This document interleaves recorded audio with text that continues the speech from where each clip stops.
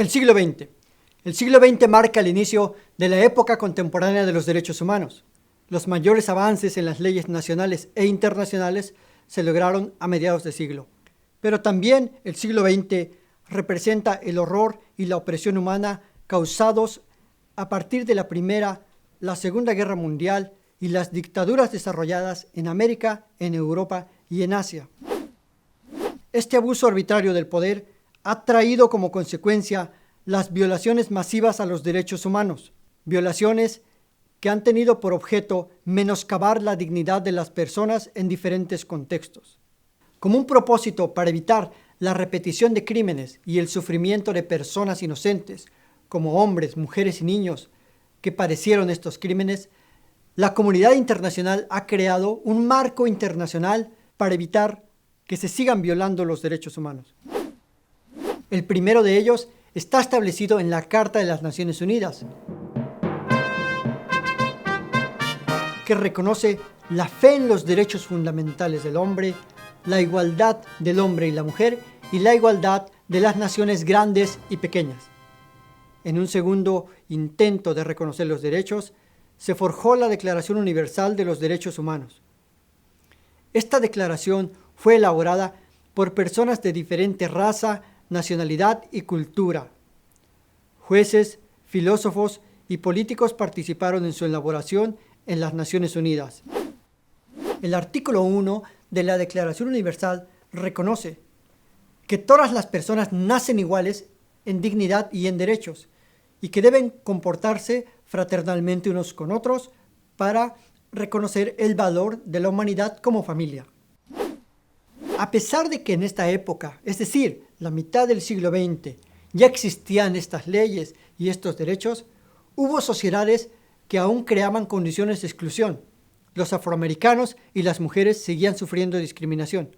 Por ejemplo, en 1955, en Estados Unidos, Rosa Parks, mediante el acto de rebeldía de no ceder su lugar en un autobús a un hombre blanco, desata la lucha a la que luego se unió Martin Luther King para acabar con la segregación racial en Estados Unidos.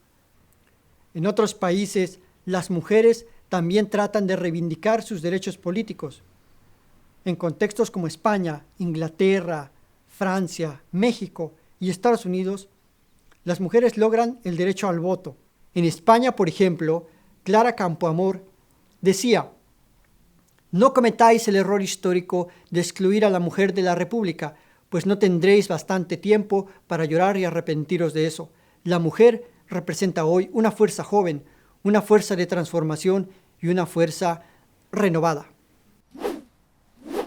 Y claro, por supuesto que las mujeres han tenido un papel importantísimo y protagonista en la lucha y en el sostenimiento del avance de los derechos humanos. Un tercer momento en que se han creado normas importantes para los derechos humanos ocurre mediante la elaboración de los pactos internacionales de los derechos civiles y políticos y de los derechos sociales y culturales. Entre ambos documentos tratan de establecer una verdadera guía para hacer accesibles los derechos a todas las personas. Tratan de reorientar las leyes en torno a la liberación del hombre del temor y la miseria y a la reivindicación de sus derechos, creando las verdaderas condiciones de acceso a ellos. Hasta esta época, el avance de los derechos pudiera ser individualista, pero luego se desarrolla un avance colectivo, un avance que protege a diversos grupos, como los grupos indígenas, los niños y otros grupos étnicos. En Australia, Canadá, en Estados Unidos, en México y también en algunas partes de Europa, les fueron reconocidos los derechos civiles, de libertad económica, de autodeterminación y de uso de sus riquezas y recursos naturales, pero sobre todo el reconocimiento propiamente del gobierno hacia estos derechos. Los niños, por ejemplo, han logrado el respeto a su interés superior, a su sano desarrollo físico, económico, espiritual y moral. Dentro de este contexto también, uno de los derechos más importantes y que se ha elaborado para la protección del planeta Tierra como hogar de la humanidad es el derecho ambiental.